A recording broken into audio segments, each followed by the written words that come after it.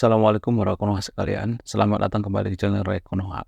Di tahun 2016 ada sebuah penelitian yang menggemparkan dunia. Apa itu penelitiannya? Jadi penelitian ini mengatakan bahwa biasanya atau rata-rata yang orang-orang yang menganut ateis atau menganut paham ateis dan orang agnostik biasanya lebih cerdas daripada orang yang beragama atau kaum agamis. Jadi penelitian ini disampaikan oleh seorang peneliti bernama Kunikook dan Robert N. Nanti datanya akan saya tampilkan di sini ya, sebelah kiri, atau di deskripsi ya. Jadi saya sering menjumpai komentar di video ini. Datanya mana? Buktinya mana? Penelitian mana? Jadi saya tampilkan di sini dan di deskripsi. Jadi dua sekaligus saya tampilkan biar tidak ada yang bertanya, datanya mana? Penelitiannya mana gitu. Oke. Nah, yang jadi pertanyaan adalah kenapa ini bisa terjadi? Kenapa? Why? Kenapa menurut penelitian ini rata-rata orang yang ateis atau agnostik itu lebih cerdas daripada orang yang beragama? Why? Kenapa? Ada beberapa alasan ya. Ada sekitar 10 alasan. Dan sebelum saya jelaskan alasannya apa, disclaimer dulu ya, saya tidak menyarankan yang nonton video ini untuk tidak beragama ya. Ini bukan anjuran ya. Ini bukan suruhan untuk tidak beragama. Tetaplah beragama. Sebelum saya jelaskan apa alasan kenapa orang yang agnostik atau orang yang ateis itu cenderung lebih cerdas daripada orang yang beragama, saya akan menjelaskan dulu ya. Jadi di Konoha itu ya sangat sering atau sangat sulit membedakan mana agnostik, mana ateis. Jadi agnostik itu ya masih percaya Tuhan dan golput terhadap agama, tidak percaya terhadap agama, menganggap bahwa agama itu adalah budaya. Sedangkan ateis itu adalah tidak percaya yang namanya konsep ketuhanan dan tidak percaya yang namanya Tuhan, tidak percaya yang Tuhan, tidak percaya agama.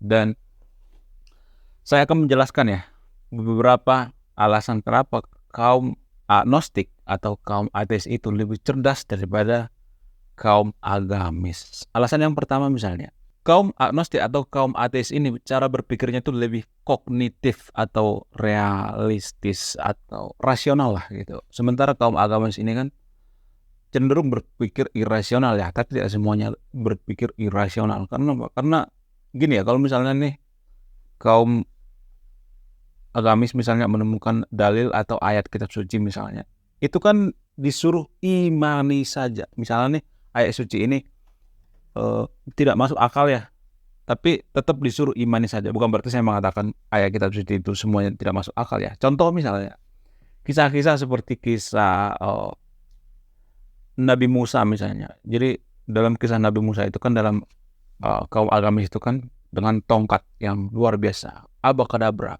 ceder, laut terbelah dua kan. Jadi itu kan dipercaya kaum agamis ya. Bukan berarti saya menyangkal itu ya. Saya juga menghargai itu sebagai apa? Sebagai budaya. Namun kaum agnostik atau kaum ateis itu kan berpikir secara rasional. Nggak mungkin, nggak masuk akal. Dan ditelitilah. Dan setelah diteliti ternyata yang dibelah oleh Nabi Musa itu bukan lautan, tapi sungai. Itu pun karena faktor apa? Itu pun bukan dibelah secara harafiah ya. Tapi karena faktor daripada gempa atau faktor daripada letusan gunung, sehingga airnya itu seperti pasang surut. Itu setelah diteliti oleh kaum ilmuwan atau kaum agnostik atau kaum ateis ya. Jadi ini dua hal yang berbeda, dua case yang berbeda ya. Kaum agamis itu imani saja. Misalnya ada kisah-kisah yang tidak masuk akal dalam kitab agama tertentu misalnya, imani saja, nggak usah dipertanyakan. Kalau kita misalnya bertanya kepada pemuka agamanya, nggak mungkin itu bisa laut terbelah dua. Terus pasti pemuka agamanya itu cukup imani saja, nggak usah banyak babi bubah, imani saja gitu. Sehingga mungkin saja ini kebawa-bawa kehidupan nyata ya, bahwa sesuatu hal itu kita berpikir secara tidak rasional, kaum agamis ya. Bukan berarti semuanya kaum agamis seperti itu ya.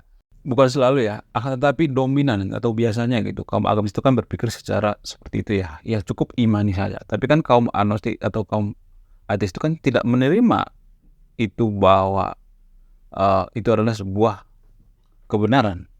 Mereka mempertanyakan itu, mereka skeptis, mereka berpikir kritis, berpikir secara rasional.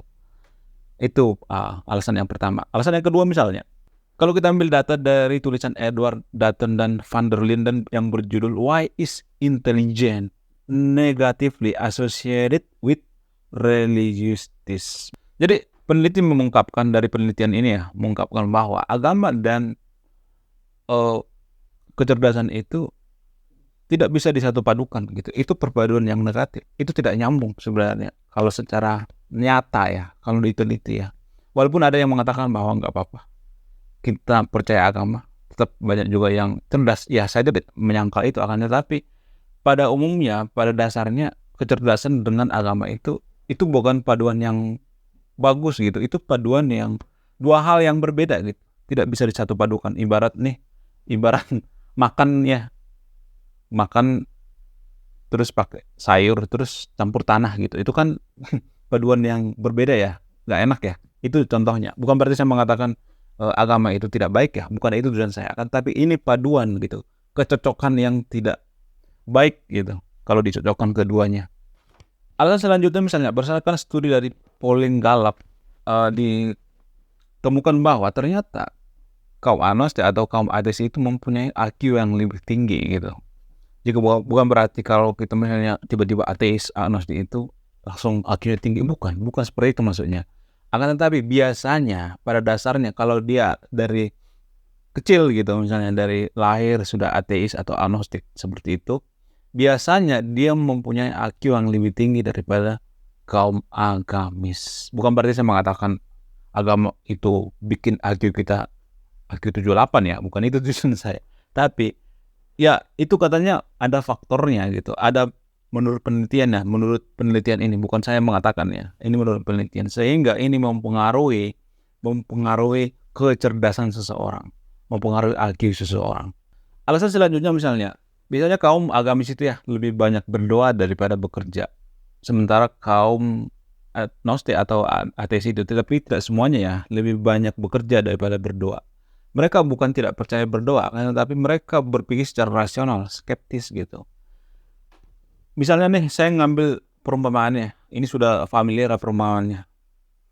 Ayam yang mengerami telurnya itu, ayam nggak berdoa tapi telurnya itu kan bisa pecah bisa punya anak. Bukan berarti saya menyuruh yang nonton video ini untuk tidak berdoa, bukan itu Ini hanya perumpamaan metafora Ini harus dikritisi juga bisa dibantah juga Jadi hal-hal seperti itulah misalnya. Contoh lain misalnya kalau di Konoha kalau saya perhatikan. Misalnya terjadi banjir misalnya. Sungai banjir di Konoha misalnya. Biasanya kan orang Konoha kan pasti ngomong seperti ini. Oh, ini adalah cobaan dari Tuhan. Oh, ini adalah cobaan kita bagi orang-orang yang beriman. Padahal pada faktanya mereka saja yang buang sampah sembarangan di sungai. Ini adalah contoh, salah satu pembuktian bahwa orang yang kaum agamis itu kebanyakan berdoa daripada bekerja gitu. Jadi kaum agamis itu tidak mau berpikir secara rasional gitu. Kenapa sungai ini banjir? Kenapa sungai ini banjir? Harus berpikir secara rasional dong. Oh, karena kita buang sampah sembarangan di situ. Misalnya nih Pandawara misalnya. Udah jelas-jelas Pandawara ngebersihin sungainya misalnya. Udah capek-capek Pandawara, nggak digaji juga gitu, ngebersihin. Terus udah ada tulisan jangan buang sampah sembarangan di sini Ternyata setelah dibikin kamera gitu, dibikin oleh Pandawara, warga di situ juga yang buang sampah sembarangan di situ, buang sampah sembarangan. Jadi ini salah satu contoh bahwa kaum agamis itu lebih banyak berdoa daripada bekerja. Jadi kalau kaum agnostik itu kan bekerja, otaknya bekerja, semuanya bekerja gitu. Kenapa terjadi banjir? Oh, karena pengaruh dari sini. Kita buang sampah sembarangan, sampahnya numpuk dan banjir gitu. Jadi kalau kaum agnostik itu kalau datang banjir itu tidak menyalahkan keadaan, nggak menyalahkan siapa-siapa, nggak menyalahkan Tuhan gitu. Tidak menyalahkan siapa yang buang sampah di sana itu tidak menyalahkan, dan mereka akan mencari solusi gitu dan memberikan solusi gimana caranya biar tidak buang sampah sembarangan gitu. Dan bagaimana mengedukasi masyarakat gitu. Seperti saya ini mengedukasi masyarakat biar nggak buang sampah sembarangan. Jadi kalau kita buang sampah sembarangan itu sama saja kita seperti mengkhianati Tuhan itu sendiri. Jadi kaum agama itu harusnya kan bisa berpikir sejauh itu ya. Kalau kita merusak lingkungan itu, artinya itu adalah perbuatan dosa kan. Kalau kita buang sampah sembarangan itu kan harusnya itu kan berdosa ya. Karena kita mengotori lingkungan, mengotori dunia ini, mengotori bumi kita yang diciptakan oleh Tuhan. Harusnya kan berpikirnya seperti itu ya. Tapi kalau di Konoha kan berpikirnya bolak-balik ya. Buang sampah sembarangan gitu, nggak mikir gitu. Jadi nanti kalau banjir yang disalahin apa? Oh, ini adalah cobaan kepada kita yang beriman. Oh, ini adalah cobaan kepada kita yang taat dengan agama. Oh, ini bukan urusan saya, ini urusan Pandawara. Ya itu kan tugas Pandawara ngebersihin. Nah, gitu. Itu yang bikin negara tidak maju. Ini adalah pemikiran-pemikiran yang sangat-sangat terbelakang. Ini yang saya kritisi. Makanya saya bikin channel ini. Pemikiran-pemikiran seperti ini yang saya kritisi. Bukan berarti saya anti agama ya. Agnostik itu artinya masih menghargai agama. Cuman agama itu di level apa? Di level budaya. Jadi kita memasukkan agama itu di budaya gitu. Jadi berpikir itu ya, kalau kita mau maju itu ya harus berpikir secara rasional gitu. Kalau terjadi banjir seperti yang katakan tadi itu, terjadi bencana, ini faktor dari mana? Oh, faktor dari ada pergeseran lempeng misalnya. Kita berada di ring of fire misalnya dan lain sebagainya. Jadi kita harus mempelajari itu secara apa? Secara pemikiran yang rasional, meneliti gitu. Bukan dikit-dikit ada masalah. Oh, ini karena Tuhan. Oh, ini karena musibah. Oh, ini karena cobaan. Yang ada negara makin terbelakang. Alasan selanjutnya misalnya, karena kaum agamis itu biasanya percaya mitos ya. Tapi tidak semuanya ya. Tapi benar-benar percaya mitos. Dan dugaan saya ini mungkin ada hubungannya dengan kisah-kisah yang ada di kitab suci ya. Yang kisah-kisah misalnya ada kisah-kisah yang menurut kaum agnostik itu tidak masuk akal. Tapi kaum agamis itu kan sangat masuk akal. Dan ini mungkin ke bawah-bawah ya. Jadi kaum agamis itu sangat percaya yang namanya mitos. Mitos itu kan bisa dipecahkan dengan apa? Dengan ilmu. Sampai sekarang juga kan warga Konoha itu masih banyak percaya yang namanya hantu kok. Jujuran aja deh. Ya kan? Masih banyak yang percaya bahwa Borobudur itu diciptakan oleh Nabi Sulaiman menggunakan jin gitu. Masih banyak yang percaya seperti itu. Padahal kalau berpikir secara rasional kan enggak. Jadi sebenarnya kebalik-balik ya cara berpikirnya. Kenapa ini mempengaruhi kecerdasan seseorang itu? Bisa aja kita percaya mitos, saya nggak larang ya, tapi pada tempatnya gitu, pada budaya gitu, semacam budaya. Jadi tidak masuk ke kehidupan nyata gitu. Jadi ini yang mempengaruhi kenapa kaum agnosis itu lebih cerdas daripada kaum agamis ya. Dan ini juga yang mempengaruhi kenapa banyak penipuan-penipuan di Konoha. Apa hubungannya antara mitos dengan penipuan? Hubungannya sama-sama tidak masuk akal. Jadi gini guys, di Konoha ya sangat sering ya, kayak misalnya penipuan-penipuan, misalnya HP misalnya. Ini lagi kita cuci gudang, HP iPhone misalnya, iPhone 12 dijual 5 juta atau 3 juta. Ada yang percaya guys. Coba bayangkan, ada yang percaya.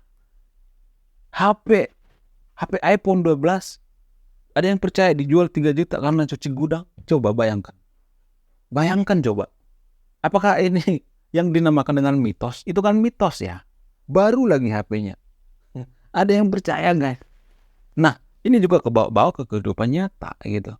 Apakah ini ada hubungannya antara kisah-kisah yang di kitab suci, yang mitos-mitos itu bisa kebawa-bawa ke dunia nyata? Saya tidak bisa menyimpulkan. Silakan disimpulkan sendiri. Apakah ini korelasinya? Silakan disimpulkan sendiri. Yang saya maksud itu mitos-mitos seperti misalnya mitos-mitos ada cerita-cerita rakyat ya, folklore yang ada di Konoha ya, banyak folklore. Dan ini juga mempengaruhi mungkin saja mempengaruhi korelasinya dengan apa? Jadi kita bisa percaya sesuatu yang tidak masuk akal. Jadi kita mudah ditipu misalnya. Ditipu oleh siapa? Oleh penipu. Kan di Konoha itu kan banyak penipu ya. Karena apa? Karena banyak orang bodoh yang mau ditipu. Jadi kalau nggak ada yang mau ditipu, nggak ada penipu kan? Kan sering itu nelpon-nelponnya. Wah, ini anak bapak lagi ini masalah di kantor polisi, kan banyak itu penipuannya. Buktinya deh, gini aja deh. Siapa di antara sahabat yang nonton video ini yang tidak pernah kena tipu? Pasti semua kan? Pasti semua kena tipuan. Itulah alasannya kenapa saya mengatakan bahwa pasarnya ada. Jadi penipu itu berpikir, oh warga Konoha itu mudah ditipu. Ya, ada pasarnya, maka banyak penipunya juga. Coba bayangkan kalau misalnya kita tuh semuanya cerdas luar biasa, siapa mau ditipu kan? Nggak bakal bisa ditipu dengan iming-iming iPhone 12 harga 3 juta. Kan sungguh tidak masuk akal. Tapi banyak orang yang tertipu, guys. Banyak yang percaya mitos gitu. Alasan yang selanjutnya misalnya, biasanya negara yang tidak peduli dengan agama itu adalah negara yang maju, damai, tentram, dan SDM-nya tinggi ya. Seperti Norwegia, Finlandia, Swiss, dan lain sebagainya. Tapi negara-negara yang sangat peduli dengan agama seperti Konoha misalnya, Afghanistan misalnya, Pakistan dan lain sebagainya, negara-negara yang religius lah, mereka itu cenderung ya, tapi tidak semuanya, cenderung lebih maju yang pemikirannya atau IQ-nya lebih tinggi, negara yang kurang peduli dengan agama. Bukan berarti saya mengatakan bahwa yang nonton video ini tidak peduli dengan agama ya, bukan itu tujuan saya, akan tetapi ini hanya simulasi ya, hanya penelitian. Nah, terkecuali dengan Israel ya, ada penelitian yang mengatakan bahwa negara-negara yang religius itu semakin religius maka semakin tidak maju. Akan tetapi ada pengecualian dengan Israel. Israel ini unik gitu.